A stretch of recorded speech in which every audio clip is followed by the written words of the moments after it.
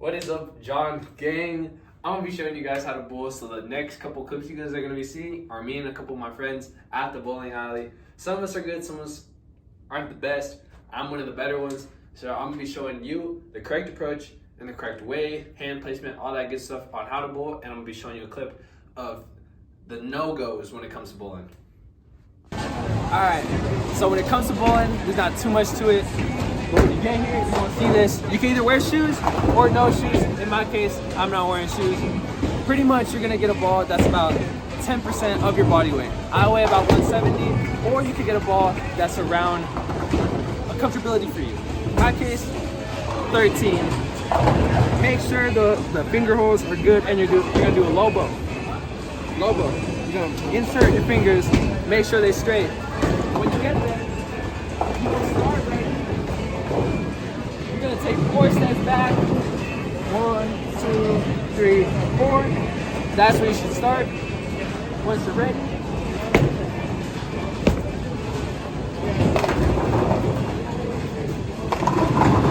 almost is right, but that's what you do. Alright. So once again, you're gonna find a ball that's about 10% of your weight. Once you get that ball, of course, do the logo. This is the placement you want to have on it. That's the placement you want.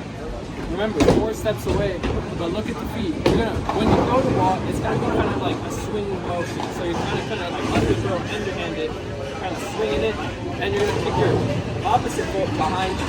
So watch it.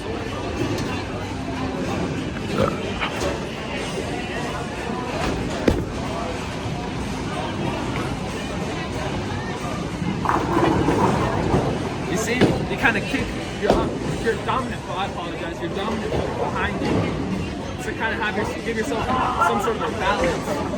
Right there, 1 for 2. We're gonna try to get this. We're gonna try to get it all.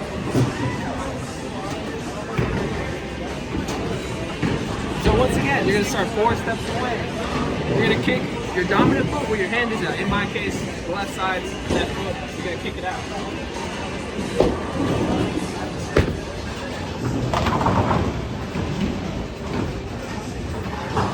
Not the best, but if you're trying to make a rotate to the left, you're gonna push it more towards the right so it can have that little curvature. I'm gonna demonstrate how not to bowl. I got my buddy Alex right here. How much do you weigh?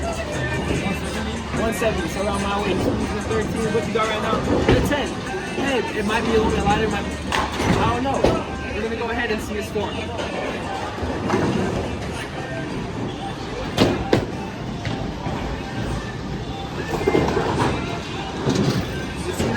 You see how he didn't get a sense of balance, he didn't get low, he kind of just threw the ball onto nonchalant stuff. What you gotta do, you get a ball a little bit more heavier if you'd like, 13, since we weigh about the same. And once again, you're gonna walk up 4 steps away from where you're sitting.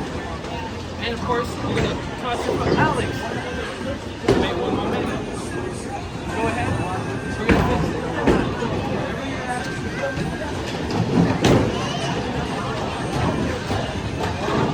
2, 3, 4. You're gonna start right there. You're gonna start right there. Once you throw it,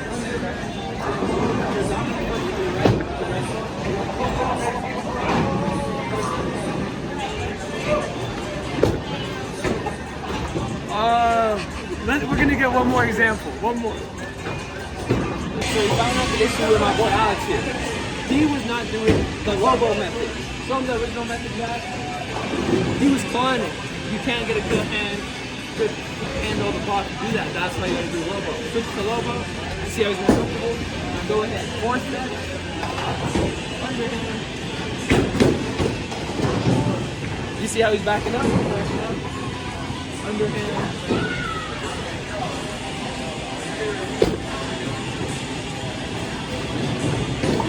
You got some this time.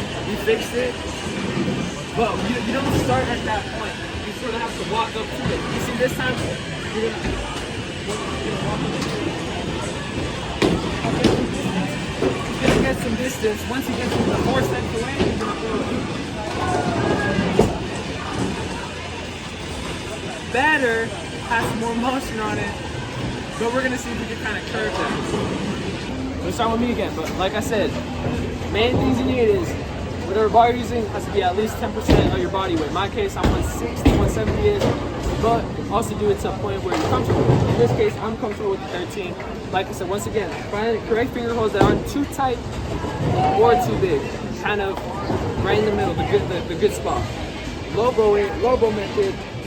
We are low bow. Like I said, you're gonna start 4 steps away from the original starting point, and you're gonna walk up. Once you walk up, you're kind of do an underhand swinging motion, like if you were rolling a ball.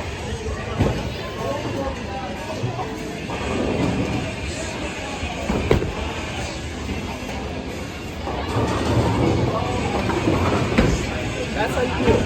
So at times you'll see the balls rotating a bit, and in a situation like that, in my case, the ball's rotating a little bit to the left. I'm gonna have a starting point more facing the right so that the ball can turn more to the left. But you saw how when I finished it, I had a balance, I had a sense of balance, like a follow through, like you see the basketball follow through. The follow through is once you kick it, you stand there, and like I said, you can use your dominant foot, throw it behind your non-dominant foot to kind of have more of a sense of balance. That's pretty much what you have to do. I'll show you this one trying to get a spare.